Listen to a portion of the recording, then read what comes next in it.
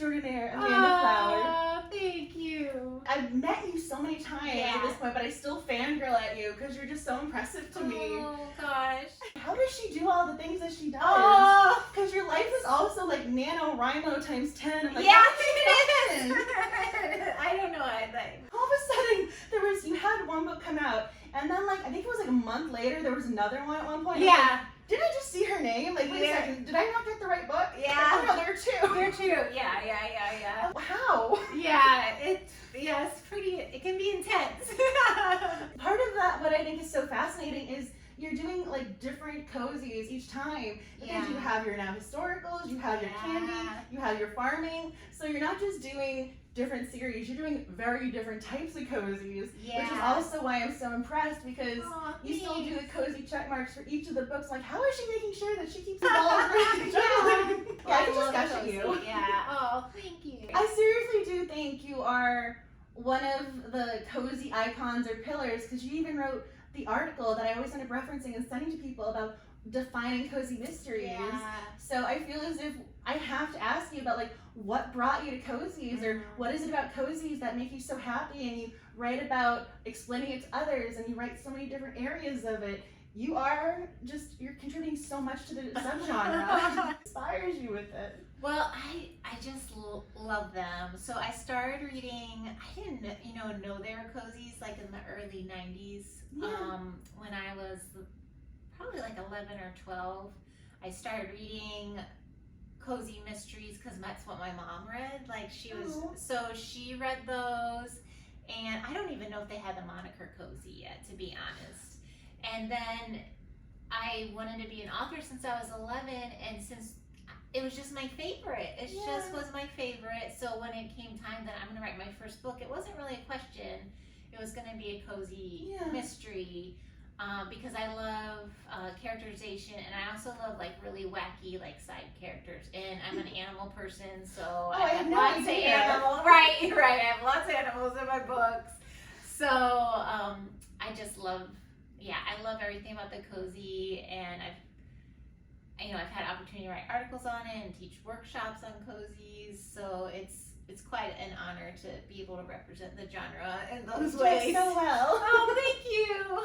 Because you're hitting all of the cozy check marks and going, we have the fun title, we have the amateur sleuther, she's doing this return to hometown, but she's also new to town. You're doing all the things, and you also have the romance, the friendship, the way you craft the stories.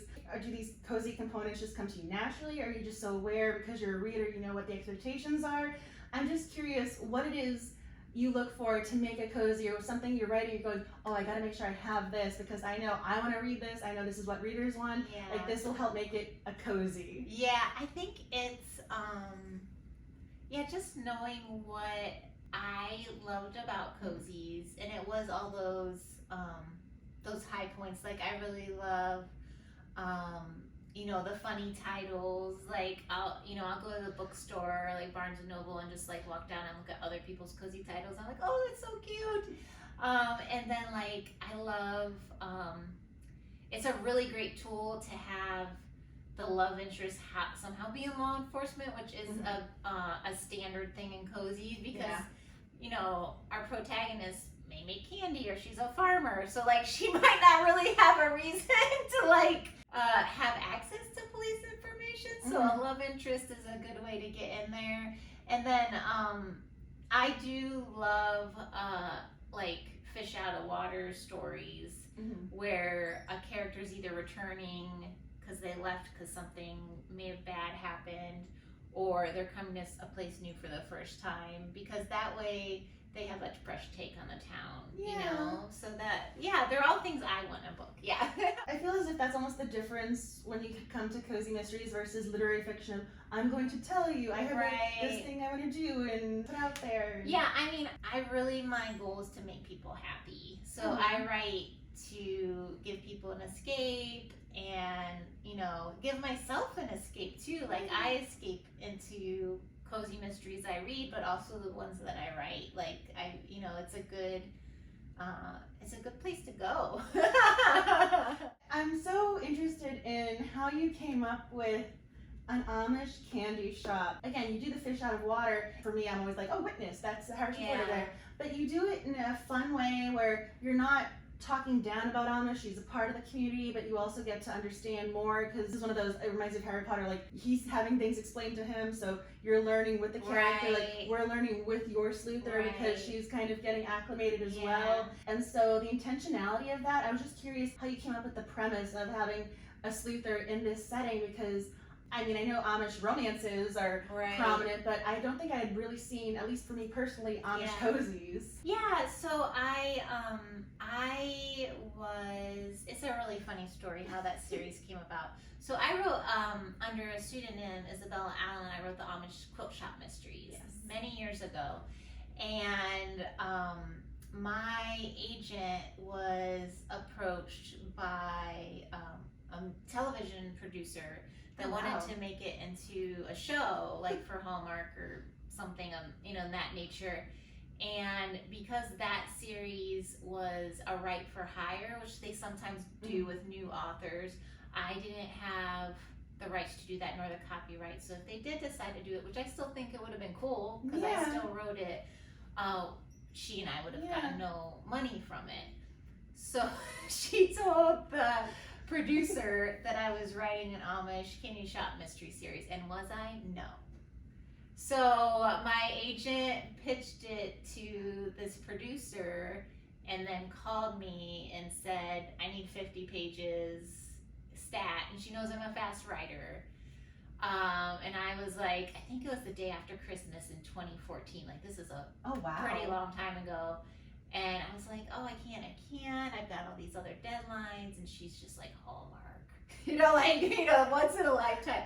And it never came to fruition. Like I went out to California and I met the producer, but with a lot of television stuff, it doesn't come out. But because she had that producer interested in it, she went to my publisher, Kensington, like, hey, we have a producer wants to do a show about it. We want to sell the book too. And now it's become like my longest running series with a spin-off and novellas and Jethro the Pig swag. So like, she did the right thing.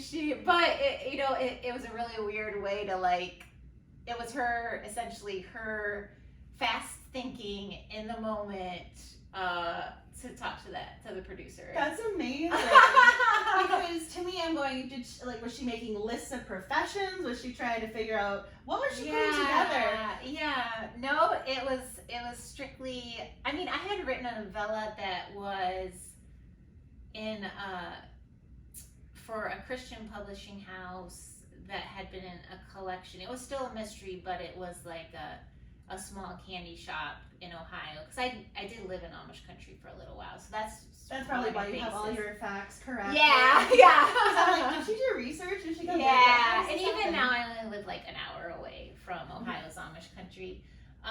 So when that came about, she knew I had written that novella and had researched candy too, so it had been pretty recently, so she's like, oh, she's writing an Amish candy shop mystery. And then it became what it is today. It is today in book, I think it's 8.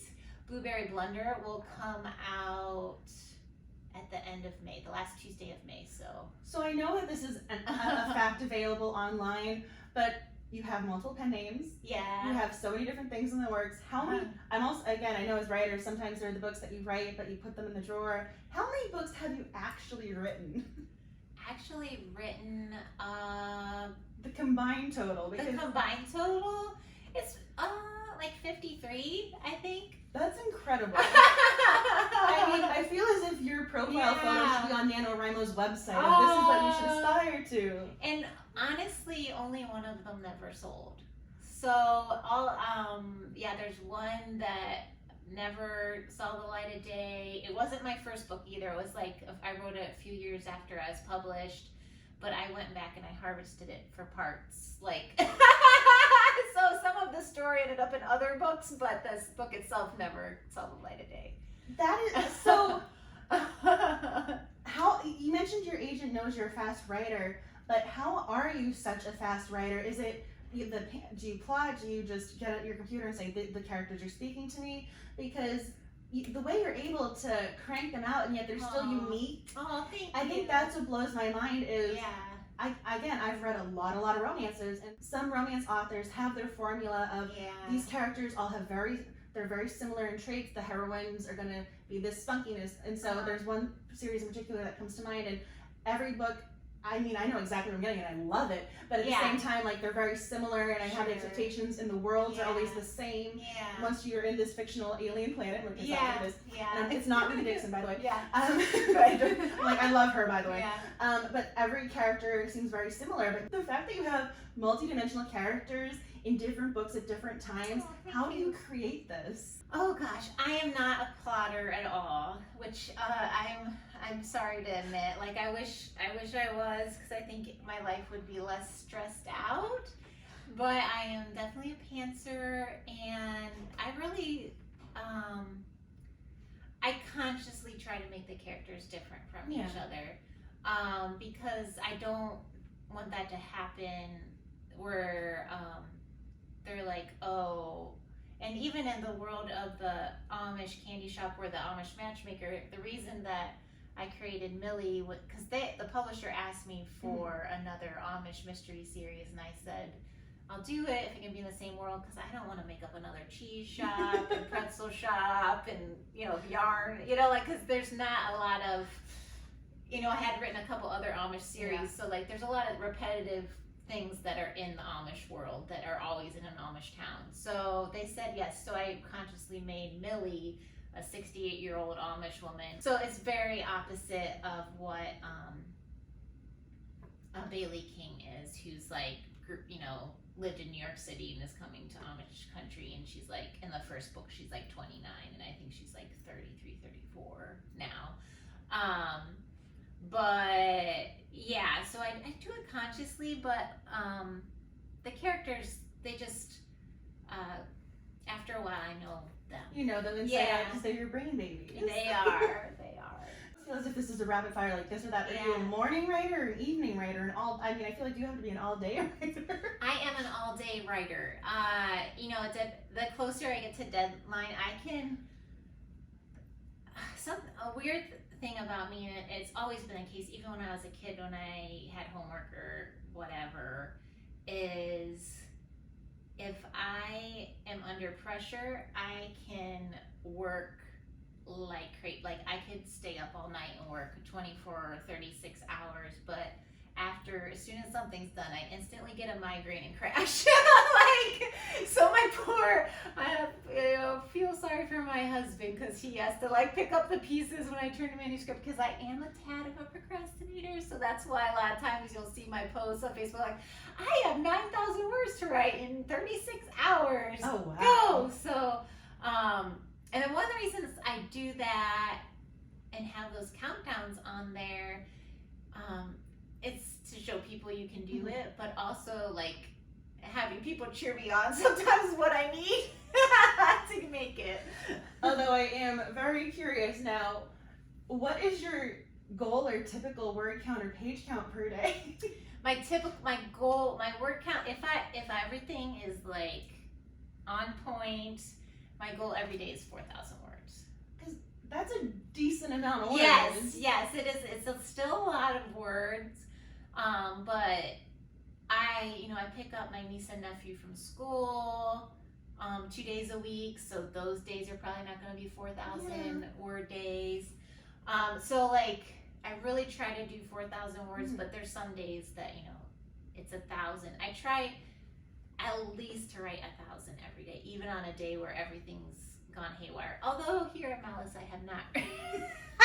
I wrote in the drive because my husband was driving, but since I have arrived, I have not written a single word. So I am in deep trouble when I get home. So again, I don't want to take up too much of your time, so I'm going to ask you one more question, then I have rapid fire this or that for you. Okay, perfect. But I did want to ask, if there's something about you that you want readers to know, or if there's something that just hasn't come up previously where you're going, oh, readers might not know this, but I'm talented at Y. Golly, I think some of my readers know, but like I also really like to make jewelry, and I have a little Etsy shop, and honestly, I do that simply for fun. The fact that it makes like a little teeny bit of money is nice too, but like I just love beads and working with beads, and that gives me like a lot of relaxation. So every time, you know, someone buys something on my Etsy shop, which is Amanda Flower Designs, it just, like, my husband,